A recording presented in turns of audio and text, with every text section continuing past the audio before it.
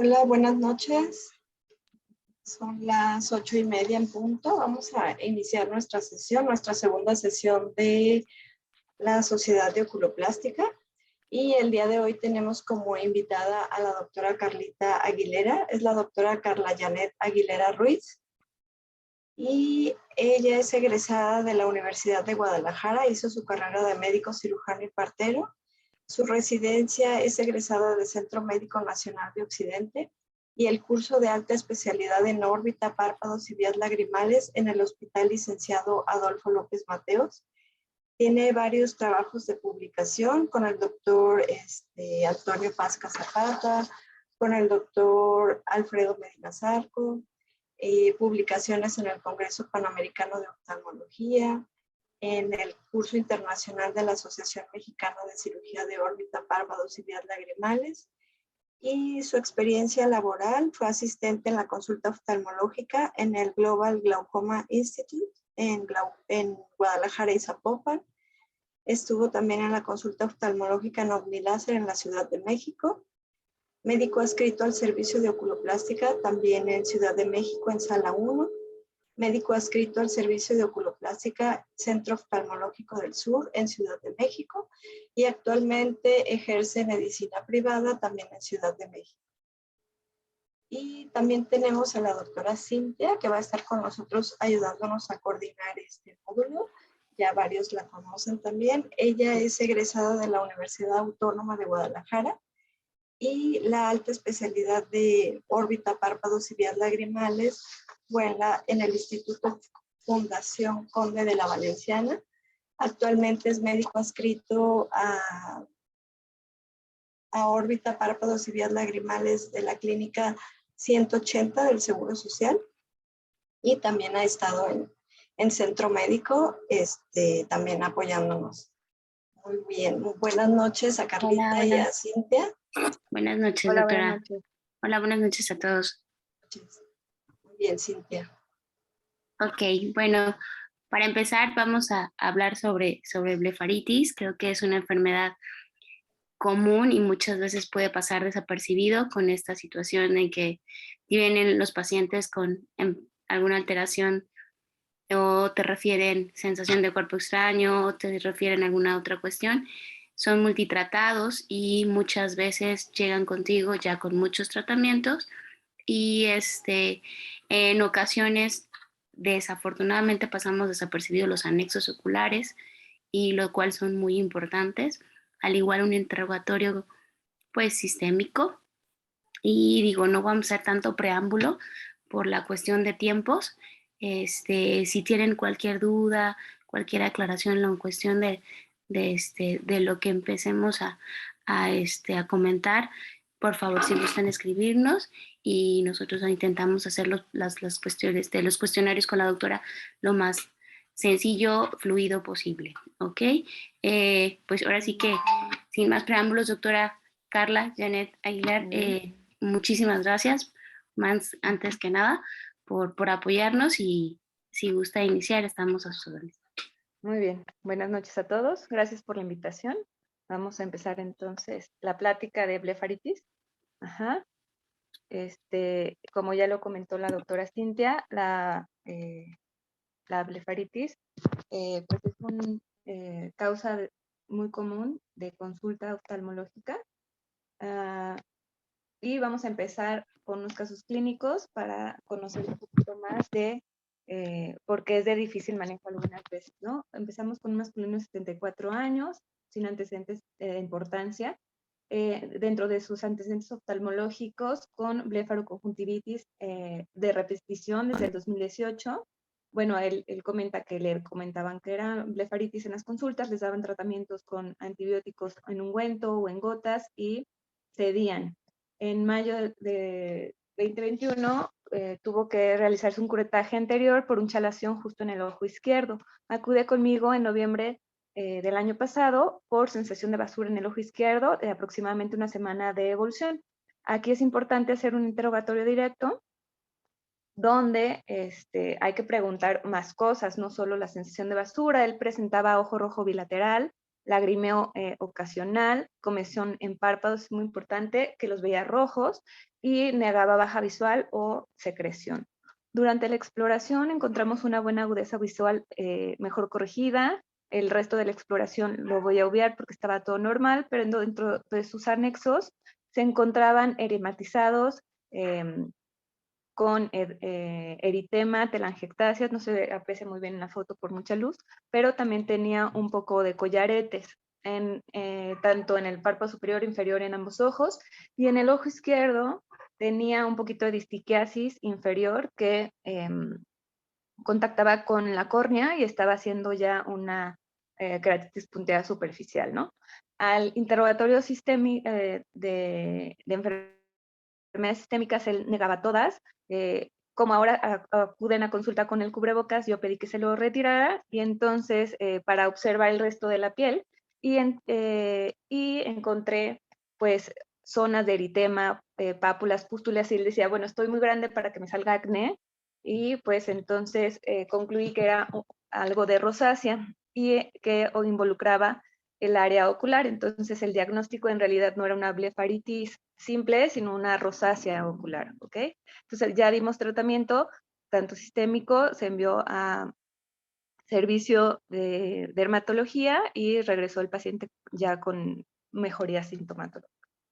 Tenemos otro caso clínico. Este es una mujer de 58 años, pegada a la computadora todo el tiempo por ser contadora. Ella menciona dentro de sus antecedentes oftalmológicos usar lente progresivo desde hace 10 años y tener desde hace 8 meses una conjuntivitis frecuente de repetición, igual con tratamientos tanto por médicos generales como oftalmólogos. Acude conmigo al principio de año, en enero, presentando ojo rojo de 2 semanas de evolución, con dolor e inflamación en ambos ojos, y que desde hace 3 días iniciaba con un poco de secreción amarillenta. A la exploración también tenía buena agudeza visual corregida, el resto de la exploración bien, pero presentaba sus collaretes, edema de párpado, un orzuelo en el párpado superior derecho, y en ese mismo ojo tenía úlceras marginales, tanto en M1, M2, M6, con sus infiltrados. Aquí pues se concluye que pues era una blefaritis anterior estafilocóxica mal controlada, que se complicó un poco por con queratitis marginal, ¿no? Hay otro caso clínico. Este es un masculino de 63 años.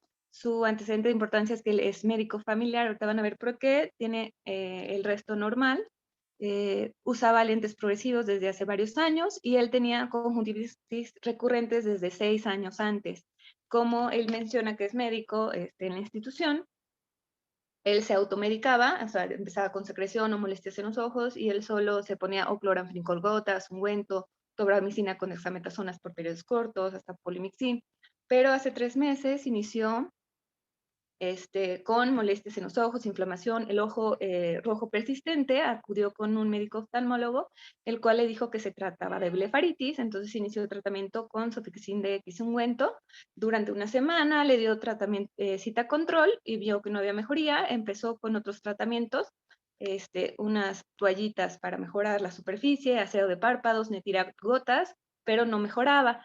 Acudió a su cita control, entonces el doctor le dijo que iba a empezar con tratamiento oral, y fue cuando el paciente pues me buscó a mí, ¿no? Durante la exploración pues encontramos una agudeza visual por corregida muy buena, pero durante la exploración encontramos estos collaretes en cilindro. Entonces a mí me hizo sospechar de Demodex, y le tomé unas muestras de pestañas, las cuales tenemos aquí, ¿no? La vista microscópica, donde encontramos justamente este parásito, ¿no? Entonces empezamos tratamiento para este parásito y mejoramos aquí la blefaritis crónica que él tenía. Entonces, si pueden ver con estos ejemplos, la blefaritis pues puede tener varios tipos de presentación. Nada más hay que personalizar y explorar bien al paciente. Entonces, es una enfermedad, como ya dijimos, crónica inflamatoria, que involucra el margen palpebral.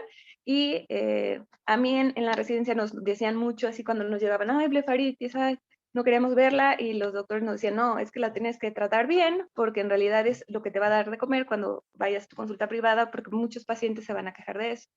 Entonces es importante conocer bien el tratamiento y toda la etiología que tiene para poder dar una buena resolución a nuestros pacientes. Y lo más importante es dar esa explicación a los pacientes que van a tener exacerbaciones y remisiones durante todo el periodo de su vida. Y la meta del tratamiento es reducir tanto los síntomas y signos que tienen para minimizar el daño estructural y así prevenir la pérdida visual, ¿no? La fisiopatología en realidad es incierta, pero se cree que la infección directa de las bacterias lo que ocasiona es que esas lipasas degradan los esteroides de colesterol y triglicéridos que hacen que esos ácidos grasos libres irriten la superficie del ojo del borde palpebral y también con las exotoxinas de las bacterias haya una hipersensibilidad y genere toda esta reacción inflamatoria. Esto también aunado a una modificación de la producción de las glándulas de meiobomio, como vamos a ver ahorita. ¿Ok? Entonces, la blefaritis se puede presentar o se puede clasificar según su localización o según su clínica.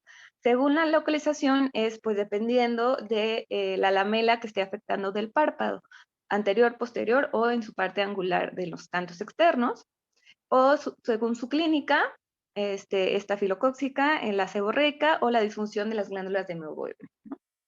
Vamos a ver más o menos cada una. Hay factores asociados, como ya vimos, los pacientes que ya tienen una deficiencia acuosa y que tienen ojos secos, se puede aumentar los síntomas. Enfermedades dermatológicas, como lo vimos en el caso clínico, ya sea la dermatitis seborreica, la acné rosácea o ácaros, ¿no? Y también el uso de la isotretinoína. Se cree que lo que hace es que aumenta la colonización de los estafilococos y entonces esto aumenta más la probabilidad de que un paciente presente estos síntomas, ¿no? De blefaritis. Dentro de la clínica, pues es muy versátil. Podemos presentar por inflamación desde los anexos hasta la conjuntiva, la córnea, ¿sí? Y desde las glándulas de meiobomio. Entonces podemos tener eritema, edema de párpados, telangiectasias, secreción en la base de las pestañas, oclusiones de las glándulas sebáceas o también las de meiobomio, como podemos ver en las imágenes, y inflamación en la conjuntiva, hiperemia, papilas, ¿no? Las queratitis, disfunción de la película lagrimal que nos lleva a mayor ojo seco y pues bueno, todos estos pueden exacerbar los síntomas de diferentes enfermedades como son las alergias o el ojo seco en sí. Lo característico también en estos pacientes es que se van a quejar de estos síntomas por las mañanas. Y normalmente cuando dormimos, es como la teoría es que ahí se quedan más las bacterias. Entonces, cuando nosotros abrimos los ojos, se dispersan estas exotoxinas y toda esta inflamación y es cuando empiezan los síntomas y por eso es mayor en las mañanas. Hablando de la blefaritis estafilocócica, es mayor en mujeres. Su presentación clínica es igual, con eritema, edema de párpado. Lo característico son estos collaretes que vemos por aquí. Son mioláceos en el fondo de la pestaña y con el crecimiento van recorriendo ese crecimiento de la pestaña y se pueden hacer costras tan grandes que a la hora de desprenderse pueden ulcerar el reborde del párpado. Se pueden también estar cayendo las pestañas y hablando un poquito como en el caso clínico, ese aumento de bacterias puede hacer que se generen queratitis o infiltrados marginales, ¿no? Aquí se comenta más que estos pacientes que tienen blefaritis por estafilococo es muy abrupto su presentación o muy aguda y las exacerbaciones son muy frecuentes, a comparación con la blefaritis seborreica, que normalmente estos pacientes el tiempo de evolución es mucho más largo, pueden pasar varias semanas y no pocos días, ¿no? Para la exacerbación de los síntomas. Aquí en la blefaritis seborreica, el paciente va a presentar placas grasosas en el borde del párpado, normalmente ya son adultos mayores, se presenta más en hombres, y hay que buscar siempre estas mismas placas tanto en la ceja como en el cuero cabelludo. En el caso de la disfunción de las glándulas de mebomio, aquí la etiología también es multifactorial. Lo que se cree que primero pasa es que aumenta la viscosidad de los lípidos. Esto por el aumento de la colonización de las bacterias y algunas enzimas. Esto hace que pues, la secreción sea más espesa, lo característico de esta disfunción de las glándulas, ¿no? Esta pasta de dientes que vemos cuando apretamos las glándulas. La otra es que aumenta la queratinización, tanto del borde del párpado como el orificio y la parte interna de las glándulas. Este aumento de la queratina se debe a disminución de andrógenos por la edad, algunos medicamentos, entre otros, y este aumento de epitelio hace que se tapen las glándulas y con el paso del tiempo se obstruyan y se atrofien, ¿no? Entonces, dependiendo de en qué etapa de la disfunción de la glándula de meibomio, van a ser los síntomas que el paciente va a presentar. Entonces, el paciente igual se va a presentar con edema de párpados, telangiectasias, secreción espumosa, orificios obstruidos, se ven así, y cuando los apretamos, pues podemos ver el material en tipo pasta de dientes. Esto hace que estas mismas glándulas puedan evolucionar y provocar distiquiasis, ¿no? O chalaciones frecuentes, como podemos ver también en la imagen, y este aumento de grasa hace que haya una hiperosmolaridad de la grasa, de la lágrima, y entonces sea muy inestable y entonces aumenten los síntomas de ojo seco. En estos pacientes también es muy importante buscar rosácea. Y hablando un poco de la rosácea, hay que recordar que es una dermatosis inflamatoria crónica, principalmente en áreas visibles. Se presenta por placas eritematosas, puede ser pustulosa, telangiectásica o aumentar el volumen como en las pimas, ¿no? Normalmente es mayor en mujeres en edad reproductiva, en pacientes que tienen fototipos más claros de la piel, y la prevalencia en una población normal es aproximadamente del 20%. Es más común cuando tenemos antecedentes familiares, y el compromiso ocular varía dependiendo de la raza, pero se cree que hasta el 50% de la rosácea puede afectar nuestros ojos. Entonces siempre es importante preguntar antecedentes sistémicos. La rosácea típicamente se clasificaba en 4: eritematotelangiectásica, papulopustulosa, fimatosa, ocular y una variante granulomatosa. Pero se vio que los pacientes pueden presentar cualquiera de estos tipos en el transcurso de su rosácea. Entonces, la volvieron a clasificar. Hay varios tipos de clasificaciones a partir del 2017 según el fenotipo, y la parte ocular está en los fenotipos mayores, pero en realidad, pues cualquier paciente que puede presentar cualquiera de estos síntomas, y es muy frecuente, hasta el 50%, que afecte el ojo. La fisiopatología también se desconoce, pero lo que sí se conoce es que la barrera de función de la piel se ve alterada por los factores ambientales. Lo que hacen es que activan el sistema inmune innato, y que esta respuesta inflamatoria es persistente, lo que hace que los síntomas sean de repetición y crónicos, ¿no? Es importante conocer si el paciente tiene rosácea para poderle decir que hay factores desencadenantes que puede evitar que hagan que se active esa enfermedad, ¿no? O esta inflamación tanto en la cara como en los párpados. Hay varias comidas que él puede evitar, o ella, como el chocolate, las nueces, cosas calientes, alcohol, picante, quesos, y también el medio ambiente en el que se rodea. Es más frecuente en climas fríos, calientes, cuando hay mucha exposición al sol. Hay algunos productos de limpieza que activan este periodo de inflamación, y algunos maquillajes. Y bueno, la rosácea ocular, obviamente el diagnóstico es clínico, es muy típico la disfunción de glándulas de meibomio, es una blefaritis mixta también, y bueno, alteran mucho este borde palpebral.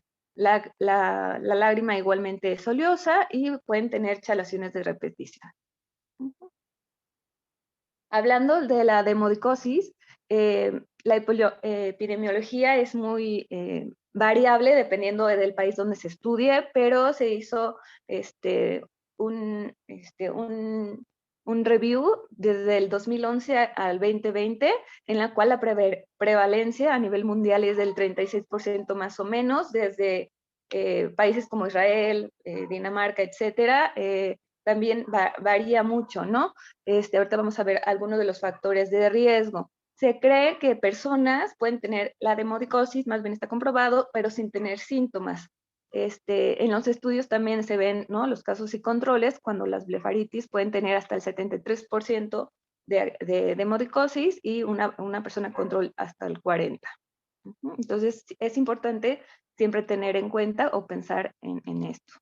Los factores de riesgo para desarrollar o para tener el ácaro se ha visto que es mayor en mujeres, niños, malnutridos, estatus socioeconómicos más bajos, aunque un estudio reveló que personas con buena higiene eran más propensas a tenerlos. También los pacientes que tienen síndrome de ojos secos son más propensos, hasta 2/3 de los pacientes, y esto se cree a que ellos agarran más sus ojos al estarse poniendo más gotas, y eso podría ser como el factor de riesgo. Es importante también, antes de cirugía, sobre todo de cataratas, ver los anexos para evitar endoftalmitis o en este caso, pues, la infestación, ¿no? También en los pacientes que usan lentes de contacto y que tengan disconfort o que no lo toleren, hay que pensar que también pueden tener ácaros y descartarlos. El Demodex, en realidad hay varios, es la especie, hay varios tipos, los que nos competen aquí en los párpados. La mayoría es Demodex folliculorum, el cual mide de 0.3 a 0.4 milímetros, puede estar en solo o en grupos en una misma pestaña, y ellos tienen predilección al epitelio en la base de la pestaña, y lo que hacen es irse al fondo, ¿no?, de la base de la pestaña, y ahí lo que ocasionan es una reacción alérgica tipo 1, en la cual pues van a desencadenar, ¿no?, la reacción inflamatoria característica. En cambio, el Demodex brevis es un poco más pequeño y ellos tienen predilección para las glándulas sebáceas o de meibomio, y aquí un solo ácaro es el que tapa la glándula y es la que provoca el daño. Se cree, o se ha visto más bien, que el Demodex brevis tiene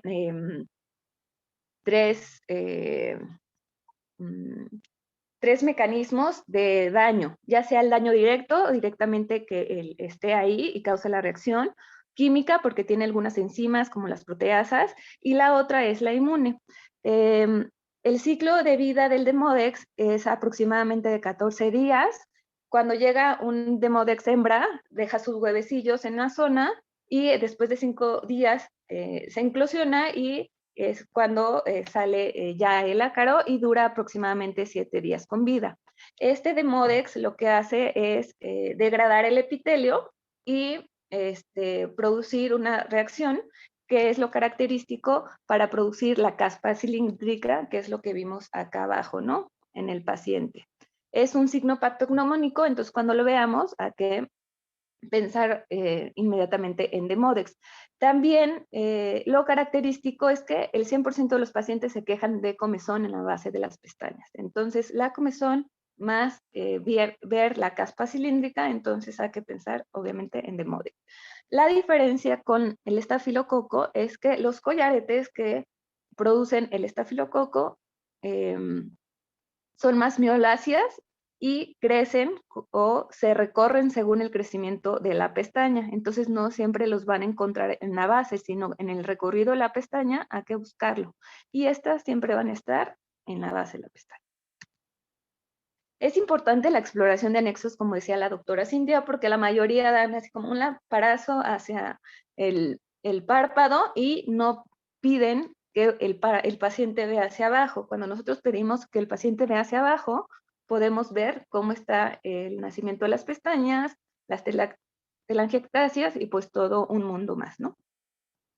El Demodex, pues se tiene que confirmar. Normalmente no se tiene muy bien estadificado, más bien estandarizado, sí se tiene que demostrar o confirmar, ¿no? Pero, porque se supone que el signo patognomónico, pues sí, son esos cilindros, pero la mayoría de los autores recomiendan la confirmación mediante la toma de pestañas. Tampoco está bien estandarizado cuántas pestañas hay que tomar de cada párpado, pero recomiendan entre 4 a 12 por párpado, ¿no? Y que estas pestañas sean tomadas de donde están esos cilindros. Ya con esto, nosotros lo que vamos a hacer es ponerlos en una laminilla, podemos poner fluoresceína, una gota, o pura solución salina y verlas al microscopio y podemos ver ahí cómo están los ácaros, ¿no?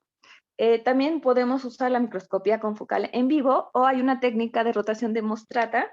Esta debe de ser con una lámpara que tenga muy buena magnificación, 40 por o un poquito más, para poder ver con más detenimiento, ¿no? Lo que se hace es pedir al paciente que voltee hacia abajo y nosotros con una pincita tendríamos que mover la pestaña de un lado a otro, de arriba hacia abajo, para poder ver cómo se mueve la cola del Demodex, ¿no? Porque la cabeza normalmente está en la raíz del folículo y la cola es la que sobresale.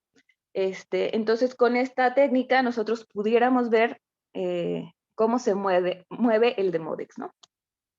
Y pues, como les comentaba, los desafíos diagnósticos del Demodex, pues es porque no se ha estandarizado cuál es la técnica justo diagnóstica y la otra, cuándo se justifica o no el tratamiento. O sea, porque no todos los pacientes que tengan Demodex van a tener síntomas, pero la mayoría ha concluido que si el paciente tiene síntomas y vemos cilindros y vemos algún ácaro, pues entonces hay que iniciar tratamiento. Hay un estudio muy relevante que se expuso en ARBO el año pasado. Es un análisis retrospectivo en la cual demuestra las implicaciones psicosociales de los pacientes que tienen Demodex y tienen síntomas. Esto afecta la calidad de vida y la función visual de los pacientes y se comprobó con este estudio. Está muy interesante. Son 311 pacientes mayores de edad, la mayoría son mujeres con síntomas. La principal fue comezón, molestia en párpados, ojo seco y la mayoría, hasta el 51%, tenían síntomas por 4 años. O sea, podemos ver la cronicidad de estos síntomas. Y hasta un tercio de los pacientes ya habían ido a más de 2 consultas con un oftalmólogo. Y más del 15% había ido a 6 consultas. O sea, es mucho lo que el paciente tiene que recorrer para que se piense en Demodex. Y dentro de los efectos negativos que se encontraron en la vida de los pacientes, hasta el 80% de estos pacientes dijo que pues sí encontraban estos efectos. En el 55% mencionó dificultad para manejar, sobre todo de noche. El 31% tuvo que aumentar un tiempo en su higiene personal para disminuir las molestias. Hasta el 8% tuvo que dejar de usar lente de contacto y un 5% evitó cirugía ocular. El otro aspecto que se vio en este estudio fue el estado mental de los pacientes y el 40% mencionó que durante el día estuvo consciente de sus ojos, o sea, los sentían y pensaban en ellos, y hasta el 20% todo el día pensaron o hubo una preocupación por sus ojos. Dentro de su aspecto social, el 25% pensaba que tenía una mala apariencia de sus párpados y su ojo. Hasta un tercio de los pacientes dijo, en este caso mujeres, que se les dificultaba el maquillaje y hasta un 5% suspendió el uso de las pestañas postizas. Entonces, este estudio es muy representativo de cómo una blefaritis crónica por Demodex puede afectar tanto en la vida de los pacientes y en la calidad, ¿no? Entonces, el diagnóstico de blefaritis, como ya vimos, es clínico. Hay que ser muy acuciosos en el interrogatorio directo y pues en la exploración. También es importante ver la opresión de las glándulas de meiomio para ver pues si no es posterior y ver los síntomas asociados. Los cultivos se dejan para pacientes con esta blefaritis que no responden a tratamiento y vemos clínicamente pues que estafilocóxica, pero son resistentes a los tratamientos, ¿no?, convencionales. Y es importante, como les comentaba, la evaluación microscópica de las pestañas. El tratamiento ha que ser personalizado. Como les comentaba, es importante la educación de los pacientes, como lo vamos a ver ahorita. Esto es para explicarles cómo es la higiene general de los párpados. La mayoría de los hombres nada más se echan agua a la cabeza, en la cara en general, pero no se tallan ni las pestañas, los párpados. Hay que preguntarles qué jabón usa y recomendarlos, ¿no? Lo que normalmente se recomienda es un jabón neutro, hacer espuma y tallarse desde la ceja, párpados, pestañas desde la raíz. Y en caso de que el jabón neutro puede ser champú de bebé para evitar la irritación en los ojos y el paciente lo siga haciendo. Esta higiene también la podemos aunar a la compresión de las glándulas de mebomio, sobre todo si vemos una disfunción de estas. Aquí lo característico es la aplicación de fomentos calientes. Estos fomentos calientes lo que va a hacer es que la glándula abra el poro y sea más fácil salir. Y después de estos compresas calientes, explicarle al paciente de una manera fácil y sencilla cómo estar oprimiendo las glándulas para que saquen y se descongestionen las glándulas. ¿Okay? En pacientes que la higiene en general no es muy satisfactoria, podemos recomendar algunos productos. En este caso hay champús especiales como este. Aquí en México tenemos el Opusoft, pero en el resto de Latinoamérica y del mundo tenemos otros. Estas otras presentaciones del ácido hipocloroso. El ácido hipocloroso es normalmente liberado por los neutrófilos y lo que hace es una destrucción de los microorganismos o neutralizan las toxinas que producen. Entonces, este producto lo que hace es una reducción de la carga o de las colonias en la zona del borde del párpado, disminuyendo así la probabilidad de que se activen y produzcan los síntomas. ¿Ok? Entonces, se puede usar tanto el jabón neutro o Opusoft. Tenemos también varios productos en el mercado, como estas toallitas, el Blefactin, que contienen el ácido hialurónico, la centella asiática, el hilo blanco, y lo que se ha visto es que lo que hacen es disminuir la fase inflamatoria, son bactericidas de los gram positivos, y en sus estudios lo que mencionan es que la carga microbiana se disminuye después de estar usando estas toallitas, ¿no? Lo que se recomienda es en casos agudos usarlos mañana y noche durante 2 semanas y después ya usar una vez al día las toallitas ya como higiene personal. Si hay otras en el mercado, como las de Sistane o las de Climi, en realidad se ha visto una buena respuesta con cualquiera de estas, ¿no?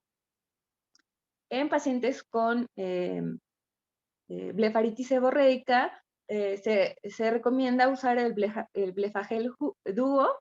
Este también nos va a ayudar a disminuir o emulsificar esa grasa que se produce en el reborde del párpado y disminuir así los síntomas.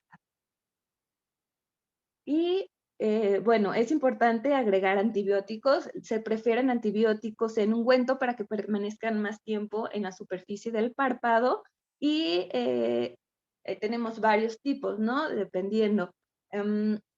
Lo que se recomienda también en la literatura es estar cambiando de justamente el antimicrobiano para evitar resistencias. Se recomienda también que sea junto con un esteroide o corticosteroide para disminuir los síntomas más rápido y el paciente se sienta mejor. En caso de que le demos tratamiento con una eritromicina, un macrólido o así, y no mejoremos tópicamente, se recomienda iniciar tratamiento oral o en los pacientes que veamos una blefaritis de moderada a severa. Los principales que se recomiendan usar son las tetraciclinas, justamente aparte de su efecto antimicrobiano, porque se ha visto su efecto antiinflamatorio.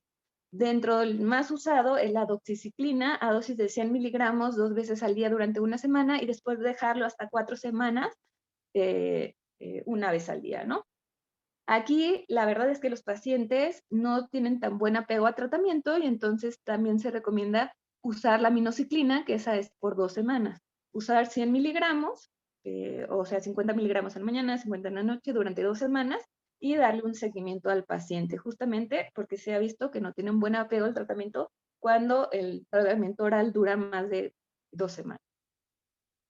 También podemos usar macrólidos como la eritromicina, sobre todo en pacientes que tienen disfunción de las glándulas de mebomio. Se ha visto que la acitromicina tiene mejores resultados que si fuera con las tetraciclinas. Entonces, también podemos usar esto. Y bueno, también hemos visto que los inmunomoduladores, como en este caso la ciclosporina, disminuyen los síntomas inflamatorios y esta se usaría 2 veces al día durante 3 meses. Aquí, como vemos, la disfunción de las glándulas de mebomio puede generar más ojo seco y entonces la mayoría de los estudios donde se estudia la ciclosporina es para mejorar estos síntomas, ¿no? Es muy controversial el uso o no de suplementos de omega 3. Hay unos estudios que dicen que mejora la calidad de la producción de la grasa, pero hay otros que dicen que no. Entonces, en realidad, si vamos a usar un suplemento de omega 3, el paciente debe saber que debe de tomar 1 gramo 3 veces al día, en realidad serían 3 gramos, y para ver cambios significativos lo debería de usar más de 1 año de periodo, que es lo que comentan los artículos, ¿ok? Entonces, se podría recomendar en pacientes con disfunción de las glándulas de mebomio y que tienen bastante ojo seco. En los pacientes que todas estas medidas no mejoran, podemos utilizar ya más aparatos, ¿no? En este caso está el Blefex, que es una microexfoliación del párpado. Lo que hace es que este cabezal es giratorio y da como 2.500 reproducciones por minuto, y lo que hace es barrer la flora o el biofilm de la superficie del ojo y para disminuir tanto los collaretes que se pueden producir como la carga viral, y se ha visto que ha habido bastante mejoría. Esta se aplicaría como cada 4 o cada 6 meses, ¿ok? Sobre todo en pacientes con blefaritis estafilocócica. En pacientes que tienen disfunción de glándulas de mebomio podemos hacer muchos más tratamientos, dependiendo de cómo veamos la presentación. Entonces, si vemos que el epitelio fue el que obstruyó el orificio, podemos retirar ese epitelio. Hay que recordar que hay una línea de Marx, que es la que divide la mucosa de la conjuntiva con la piel. Normalmente está por detrás de las glándulas de mebomio. Se pinta muy bien con verde liso.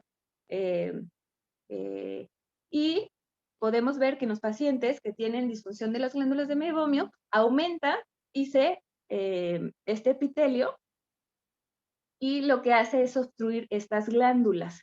Y lo que tenemos que hacer es retirar este epitelio para un mejor funcionamiento de las glándulas de mebomio. Podemos usar cualquier espátula o la espátula del Dr. Porter. Cuando esta disfunción se debe a tapón lipídico, que es lo más frecuente, pues podemos usar varias terapias, aparte de la térmica, que cada paciente la puede usar. Existe el LipiFlow o la luz pulsada. Estos lo que hacen es que el calor, lo que hace en el caso del LipiFlow es comprime las glándulas, y el calor hace que salga toda la congestión de las glándulas, toda esa grasa que se acumula. En el caso de la luz pulsada, en realidad no se conoce muy bien, o sea, hay muchas razones por las cuales mejora la blefaritis. Sobre todo se ve mejor en pacientes que tienen la disfunción de las glándulas de mebomio acompañada de rosácea. Esta luz pulsada lo que hace es que las células de los vasos sanguíneos lo absorben y hay una muerte, ¿no?, de los vasos sanguíneos, lo que mejora la inflamación y la visualización de los párpados. Ahorita vamos a ver unos ejemplos. Y bueno, cuando la disfunción de las glándulas de mebomio se debe a la membrana fibrosa intraductal, como pudimos ver en la fisiopatología, lo que hay que hacer es una canalización de las glándulas. Esto podemos usar una cánula para destapar estos orificios. En realidad esto es muy doloroso para el paciente. Podemos usar anestesia local o tópica, pero el paciente sí hay mucho disconfort. Cuando son pocas células lo podemos hacer en consulta, pero cuando ya son todo el reborde del párpado es preferible meterlo al quirófano para que tengan un poco de sedación y no sufra tanto el paciente.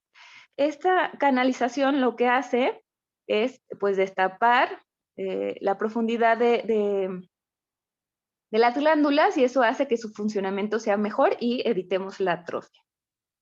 En la rosácea ocular podemos usar el tratamiento convencional para blefaritis cuando lo vemos que es leve, pero ya cuando vemos que es muy moderado o grave o de repetición, hay que iniciar tratamiento oral desde el principio. Lo más recomendable, pues como les dije, fueron las tetraciclinas.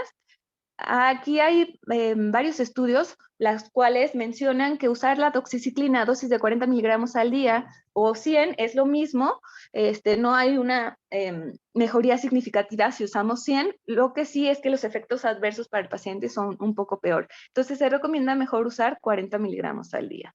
Si vemos también que la rosácea ocular es grave, hay que iniciar desde el inicio algún esteroide tópico, ya sea aunado al ungüento o podemos usar esteroides tópicos como el loteprednol, flumetol, etc. Y dependiendo de cómo se encuentra ese ojo, si está muy seco, podemos también usar, ¿no? Pues la ciclosporina. Y bueno, en estos pacientes es mucho más común hacer la canalización de las glándulas, como bien les comentaba, o usar la luz pulsada. Aquí podemos ver este paciente, cómo tenía sus telangiectasias, el borde más irritado, y cuando ponemos la luz pulsada, pues podemos ver cómo hay mejoría, ¿no? Clínica. Hablando de la demodicosis, es mejor el tratamiento cuando usamos los tratamientos farmacológicos a los no farmacológicos. Dentro de los no farmacológicos, pues son los medios físicos y la luz pulsada, que también mata a los ácaros, pero los farmacológicos son los que hemos visto mejor resultado, ¿no? Y los estudios también lo comprueban. Aquí también en las últimas décadas se ha visto que el champú de té de árbol o el aceite de té de árbol lo que hace es matar al microorganismo y entonces se ha usado en diferentes proporciones, ¿no? Desde el 5 hasta el 50%. Se ha visto que entre más concentración tenga de ese aceite, hay mayor queja hacia el paciente, porque es muy irritante para el ojo, se pone rojo, hay hinchazón, hay ardor, entonces entre menos concentrado sea el producto, se ha visto que es menor en los síntomas, pero también disminuye como la efectividad. Y para que estas toallitas o este champú tenga buen efecto, tendrían que pasar de 10 a 12 semanas. Existen en algunos otros países estas toallitas que tienen parte del té de árbol, pero aquí en México no las tenemos. Aquí lo que usamos pues es los antimicrobianos como es la ivermectina, a dosis de 6 miligramos, 2 semanas, primero una y a las 2 semanas podemos volver a usar la dosis. Y también tópica, que en este caso es el Presteme, la cual la usamos 2 veces al día durante 3 semanas. También es importante, como esta presentación es para piel, no tenemos para tópica en el ojo, es importante decirle al paciente que se lo ponga justo en nacimiento de las pestañas para evitar que entre al ojo y lo irrite constantemente. Y algo importante, nunca hay que olvidar o sospechar carcinomas en pacientes que tengan síntomas de blefaritis crónicas unilaterales y chalaciones de repetición y sobre todo en pacientes ancianos, porque hemos visto también que se confunden mucho, son pacientes de chalaciones de repetición en la misma zona y pues se tratan como chalaciones cuando en verdad pues es un carcinoma sebáceo, ¿verdad? Y pues bueno, como conclusión, hay que recordar que la enfermedad es crónica, hay que educar bien al paciente, decirles que tiene exacerbaciones, remisiones, que el fin del tratamiento pues es mejorar los signos y síntomas y evitar alteraciones más profundas, y que los factores asociados, no olvidar, es la rosácea, el Demodex, otros tratamientos, y lo más importante es personalizar el tratamiento. Muchas gracias. Muchas gracias, doctora. Creo que fue muy completa su presentación. Muchas gracias. ¿Dudas? ¿Alguien tiene dudas? Si gusta escribirlas, ponerlas o algo en lo personal. Usted, en cuanto al aseo, ¿cuál usa exactamente? de todos los que menciona, y la cuestión de las terapias que se están usando actualmente, ¿cuál es la que tiene luz pulsada o utiliza todas? ¿Cuáles son las que más mejores resultados ha tenido? Bueno, yo recomiendo más el Ocusoft, ajá, ya cuando veo como para prevenir, ¿no? Ya cuando hay más síntomas, dejo el Blefaclin o el Climi, ajá, que son las que se encuentran acá. Ujú. Y para los otros, pues es que depende. La mayoría de los pacientes que tengo son con rosácea y entonces sería la luz pulsada. Ajá. Ujú. Exactamente. En cuanto al Demodex, ha visto muchas recaídas, utiliza la ivermectina desde el inicio y mencionaba ahí que por cierto tiempo lo ha vuelto a utilizar, ha visto que haya tenido recaídas los pacientes. A los pacientes que he tratado por Demodex les he dado citas de revisiones y no, normalmente los cito al mes y les digo que en unos 6 meses para volver a ver, pero la verdad es que la mayoría no regresa, entonces yo me supongo que no volvieron a Deduce tener que más no. Demodex. Sí, En exactamente. cuanto a las vitaminas, se ha mencionado, como usted menciona, muchas. Sí las usa, en lo personal no las uso como tal al 100%. Utiliza también, se menciona el ácido ascórbico, que para cambiar el pH, en fin, ¿lo usa también o tampoco no lo No, utiliza en desde el inicio? realidad no, ni el omega 3, no, la vitamina C no, no tampoco. En lo personal no. Lubricantes, cambia el tipo de lubricante, cambia el tipo de, mencionaba de la ciclosporina. La ciclosporina utiliza desde en pacientes en rosácea, que mencionaba, Demodex también, o solamente en pacientes con enfermedades sistémicas como tal. Más bien si veo que la disfunción de las glándulas es intensa, sí lo dejo desde el principio la ciclosporina y prefiero utilizar lubricantes que no tengan conservadores o también dependiendo de cómo vea, ¿no? Esa función lagrimal. Ujú.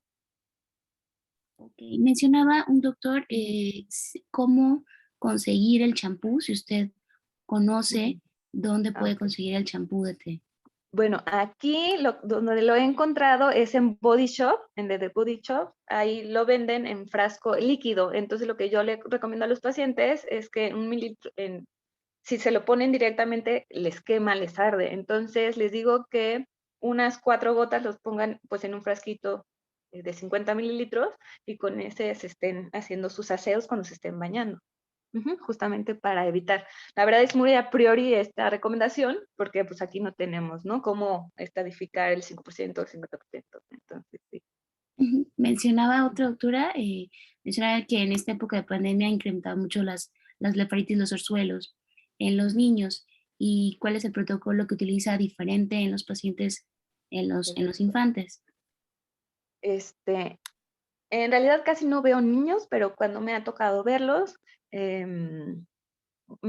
pues en realidad lo que le digo a la mamá es que les enseña la higiene personal, pero del tratamiento dejo el convencional. Ajá. Sí. ¿Ha notado en pacientes con rosácea, cuando ya es una rosácea pues muy severa, si tienen también alguna malposición, este, o si corrige alguna posición también en las de los párpados en esos pacientes, o obviamente primero se maneja como tal la blefaritis y ya después valorar las posiciones? Sí, en realidad primero manejo la blefaritis, de hecho los mando con la dermatóloga o el dermatólogo para que sea un tratamiento como más multisistémico y después ya ver si hay maloclusión o si cuando en el caso de la distiquiasis ver si hace biopsias o si le aplicamos el láser, que en realidad el láser daría más inflamación, más síntomas, entonces se recomendaría más la biopsia, ¿no? En las zonas donde está la distiquiasis.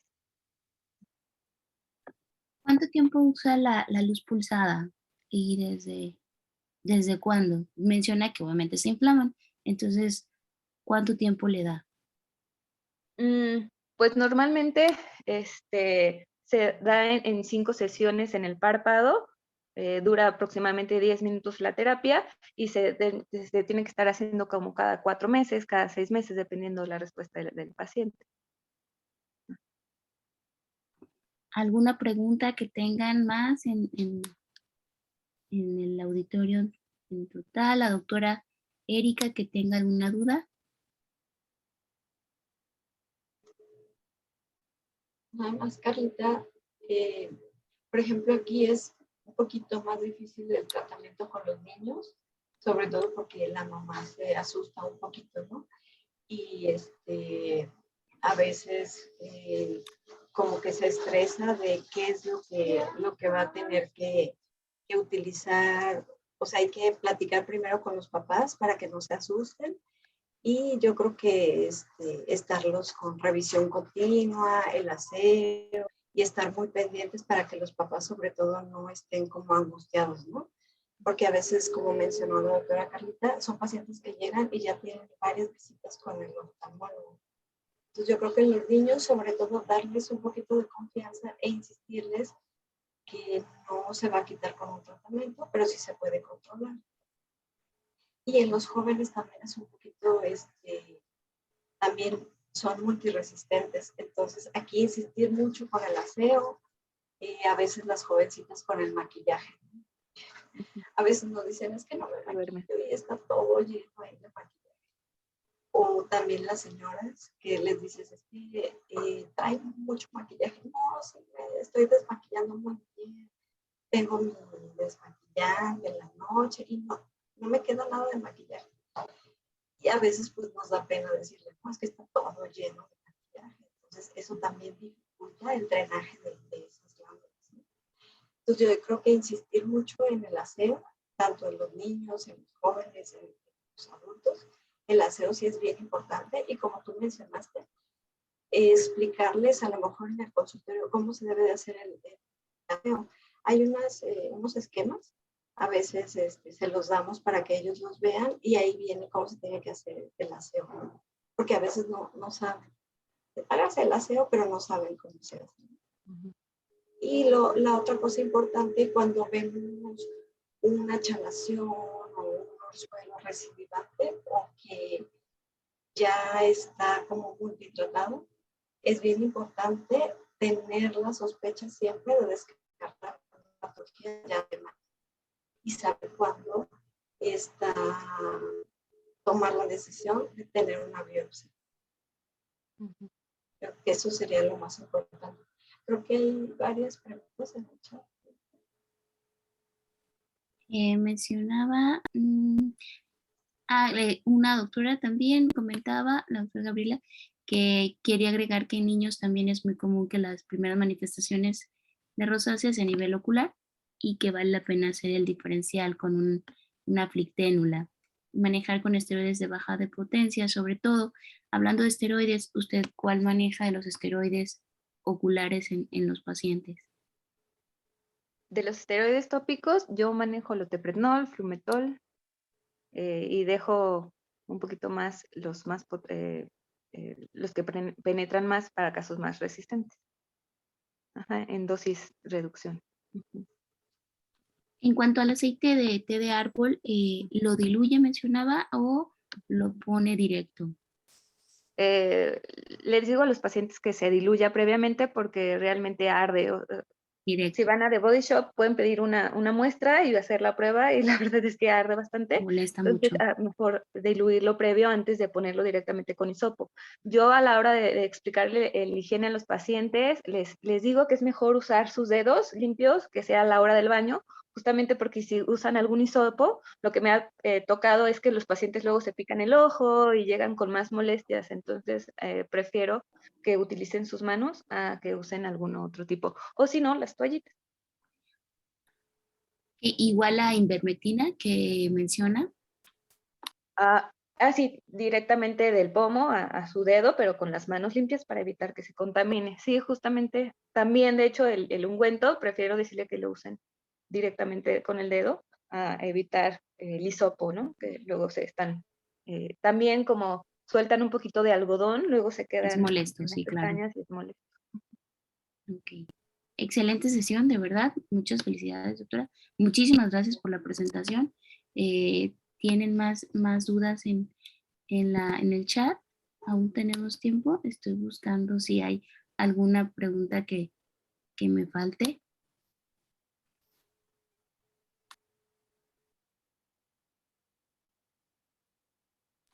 Creo que no. Doctora Erika, ¿tiene alguna otra pregunta? Nada más a lo mejor mencionar, ya lo Carlita, cuando usamos la ivermectina, que es tópica, pero es uso para piel, comentarle al paciente que tenga mucho cuidado en la aplicación para que no vaya a tener contacto con el globo ocular, o sea, es piel, nada más, piel de... Muy bien, la verdad, muy, muy completa. Última duda, ¿ha tenido casos en los que ha diagnosticado un obviamente los tumores de carcinoma vasocelular en esos pacientes que solamente llegaban como blefaritis? Solo me tocó un paciente y también había ido a varios citas oftalmológicas y justo conmigo llegó por una chalación que ya le había salido en 3 ocasiones y sí hicimos la biopsia y fue un sebáceo. Ajá, pero nada más me ha tocado un paciente. Doctora Erika o alguien en el audio que haya tenido casos de carcinoma vasocelular. Carcinoma vasocelular, Más bien sí sebación. hay de glándula sebácea. Ujú. Ajá, Glándula sebácea. como de glándulas sebáceas, perdón, o en casos de blefaritis recurrentes. Sí, bueno, desafortunadamente hubo varios casos en el hospital y precisamente por eso decidimos hacer como esta sesión de blefaritis y la sesión que sigue, que es marzo, va a ser carcinoma de glándula sebácea, porque van como que de la mano, ¿no? Y sí tuvimos varios casos de carcinoma de glándula sebácea y fue un diferencial, una blefaritis crónica recurrente, resistente a múltiples tratamientos. Entonces, de una vez aprovechamos para invitarlos a la sesión de marzo, es carcinoma de glándula sebácea. Muy bien, muchísimas, muchísimas gracias. ¿Alguna duda más que tengan? Creo que por ahí, no, pues en total todos agradeciendo, la verdad, una excelente presentación, muy completa, sobre todo.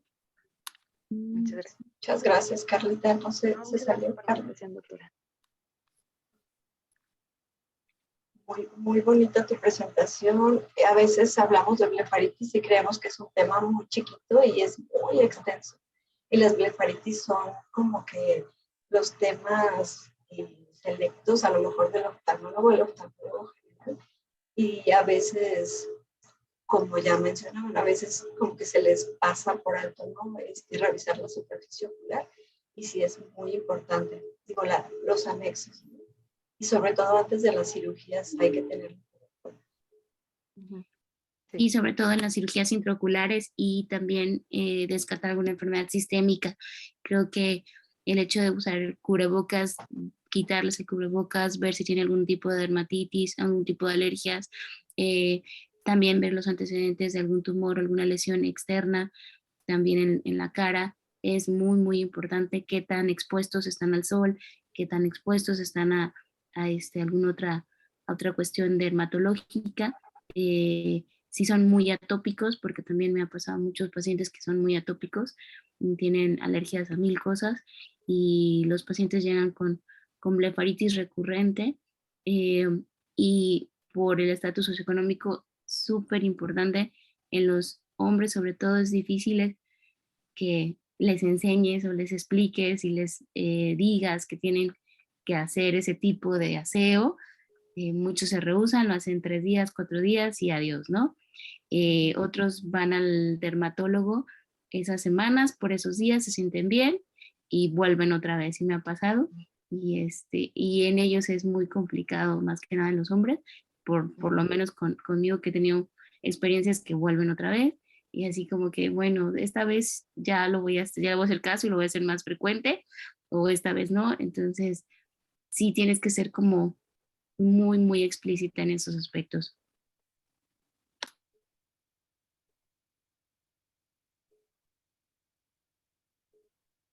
Pues muchísimas gracias, doctora.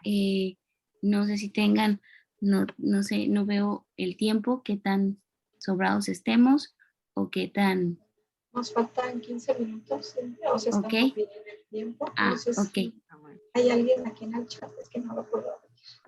En todas las que he leído ha sido, bueno, en teoría completa. Nada más comentaba la doctora en cuestión de los niños que sí es importante y sobre todo que pueden tener leucomas y empiezan a tener ya problemas intraoculares, producir astigmatismos, por lo cual es muy importante el manejo y sobre todo la explicación a los padres de qué hacer y cómo tratar los pacientes, sobre todo en los niños, porque no es fácil.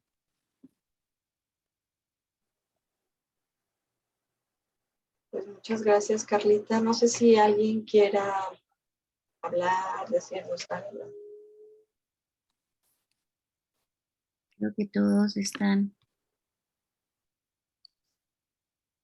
Me busco otra duda, si tienen. Bueno, y también comentar un poco ahorita que hablan de la higiene, en las pacientes mujeres, recordarles que no es bueno dormirse con el maquillaje puesto y si se van a desmaquillar, que no sea, porque me llegan muchos pacientes que se ponen aceites, aceite de almendra, aceite de ricino para el crecimiento de pestañas y eso hace que pues, las glándulas sean más propensas a que se obstruyan y es cuando recurren los síntomas, entonces decirle que si van a usar un desmaquillante, pues que sea mejor bifásico y aún así se quiten el resto del aceite para evitar las recurrencias. Eso también he visto que ha mejorado un poquito. En cuestiones de pestañas, a mí me han llegado muchos pacientes que se ponen las pestañas de una por una, de verdad, y son bien complicadas. Para empezar, no se las quieren quitar, nunca se las quieren quitar, y les tienes que explicar, ¿no? Que muchas veces la causa es esa, ¿no? Tienes que explicarle el aseo, el masaje y pues las obstrucciones son por las aplicaciones. Nos ha llegado muchísimos casos en la 180 sobre todo, de muchísimas pacientes así, no sé si les ha tocado a ustedes. Sí, las pestañas de Mink, justamente o por alergia al pegamento o por obstrucción de las glándulas, ajá, por el mismo.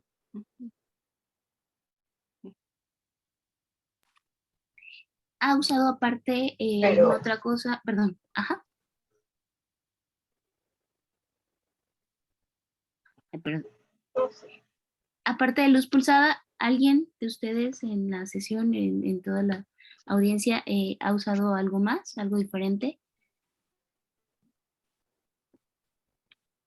¿O usted, doctora Carlita, que haya usado algo más de parte de luz pulsada? No, en realidad sí veo, los mando con algunos colegas acá en la ciudad que tengan o el Blefex o el otro, ajá, el Lipiflow. Ajá, pero yo directamente no, nada más la luz pulsada. Doctora Erika, que utilice, yo en lo personal no tengo experiencia en utilizar el Blefex o luz pulsada. No, yo igual no he utilizado luz pulsada, nada más yo manejo tratamiento rico sistémico cuando son a lo mejor ya muy resistentes, sobre todo en jóvenes, es donde utilizo sistémico. Muy bien. En los niños algo diferente porque dar tetraciclinas a veces no es factible en los niños. No sé si alguien tenga experiencia, doctora Erika, en qué tratamiento sistémico da en los niños. Si usted da acitromicina o da algún otro tratamiento sistémico.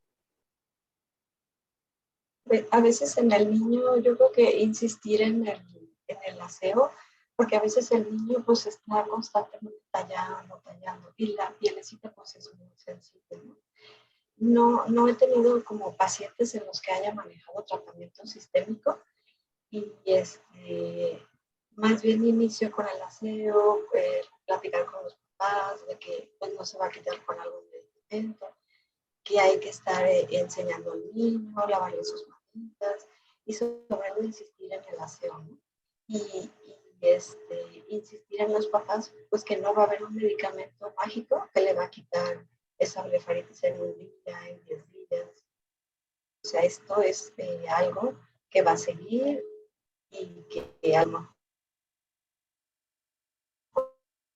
un poquito.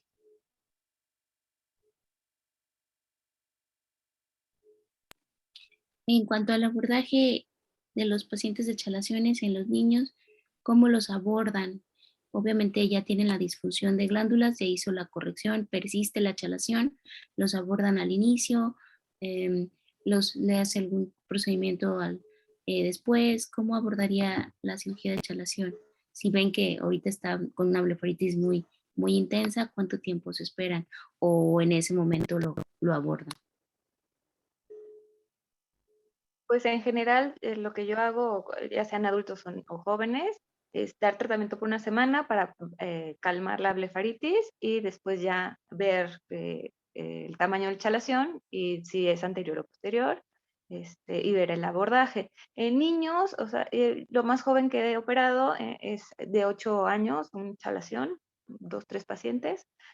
Pero sí, casi siempre pregunto yo antecedentes si ya han ido al dentista, si les han puesto anestesia local, y si no, se hace pues en este caso de un niño y una niña de 8 años, el otro de 9, sí lo hice con anestesia, con sedación en quirófano.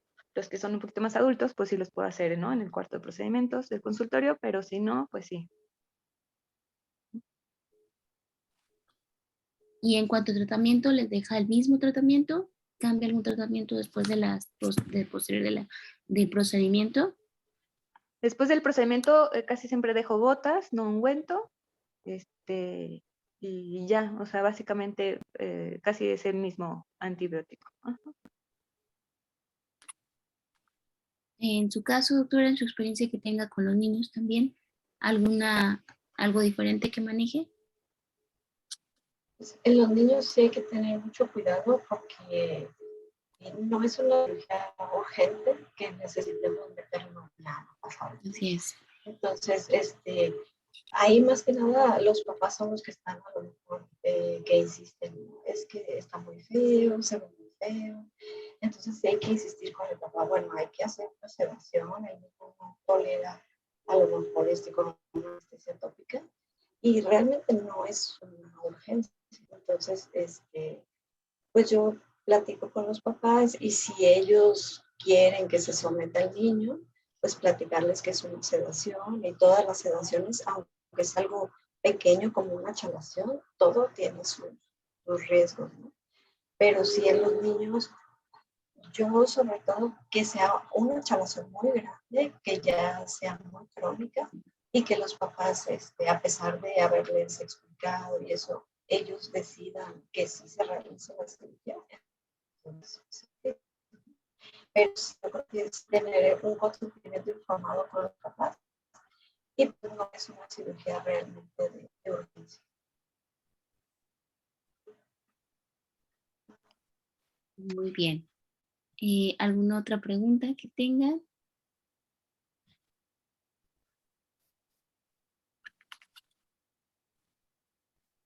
Creo que estamos sobrados de tiempo, afortunadamente. Sí. Una vez aprovechamos para invitarlos el jueves 17 de marzo. Es carcinoma de glándula sebácea con la doctora Marquel Sánchez, al servicio de órbita, párpados y vías lagrimales del Hospital Siglo XXI en México. Entonces, ella tiene mucha experiencia en patologías oncológicas y pues vamos a tenerla aquí con nosotros. Ok. Muchísimas gracias, doctora. La verdad, en lo personal, se los agradezco muchísimo. Es que está cortada, creo que ¿Ya? ¿Sí la escuchamos? Aunque sí estás un poquito cortadita, doctora. Pero sí se escuchó la fecha, 17 de marzo. Sí, esa fecha sí. ¿Sí? Sí. A lo demás estuvo medio cortado, pero todo lo demás sí. La doctora Raquel Sánchez del Hospital Siglo XXI con el tema carcinoma de glándula sebácea, para que no se corte. Muchas gracias, doctora Carla. Gracias por su tiempo y gracias por su presentación. pues cualquier otra duda que tengamos, por favor, háganosla saber para podérselas enviar a la doctora. Y si tuviesen alguna duda en cuanto a los pacientes, es muy importante los anexos, sobre todo, por favor, lo que más le recomendamos a los residentes en este caso, de verdad revisarlos, aunque esté el copy-paste, ya saben, o esas cosas, que es importante que lo exploren de verdad de afuera hacia adentro, vertir el párpado, voltear ese párpado por los dos lados, y muchas veces nos encontramos con cosas que no por fuera se ve como si fuera una blefaritis, y ya cuando volteas el párpado te das cuenta que tiene una lesión, que tiene un papiloma, que tienen más cosas, que tienen un folicular invertido, que tienen más cosas, y tú solamente ves así que la puntita del iceberg. Entonces, sí es muy importante que manejen de manera exhaustiva a los pacientes, aunque vengan nada más por la blefaritis y diga, ah, tengo el ojo rojo, y ya desde lejos lo veas y ya los quieras tratar, ¿no? O el típico ahorita que está mucho el WhatsApp y que todo lo quieren manejar por chat, eso también es bien complicado porque les das muchos manejos, se empiezan a automedicar y ya, ¿no? En teoría están mejor cuando no es así. Entonces sí es muy importante un manejo multidisciplinario en ese aspecto, y si necesitan la interconsulta de dermatología y el manejo por derma, el tratamiento por derma y sobre todo las recomendaciones que son de higiene, aseo, sobre todo aseo, cómo hacerse el masaje, es muy, muy importante.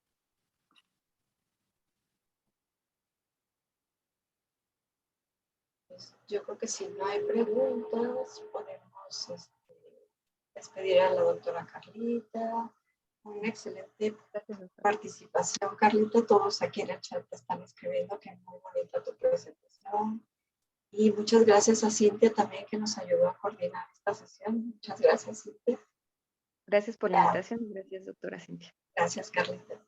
Gracias, Cintia. Carla. Al contrario, no, adelante. Gracias, estamos para servirles. Muchas gracias a todos los que estuvieron aquí conectados con nosotros, y les mandamos la invitación el 17 de marzo. Aquí nos vemos. Muchas gracias. Hasta luego. Gracias. Buenas noches. Buenas noches. Gracias.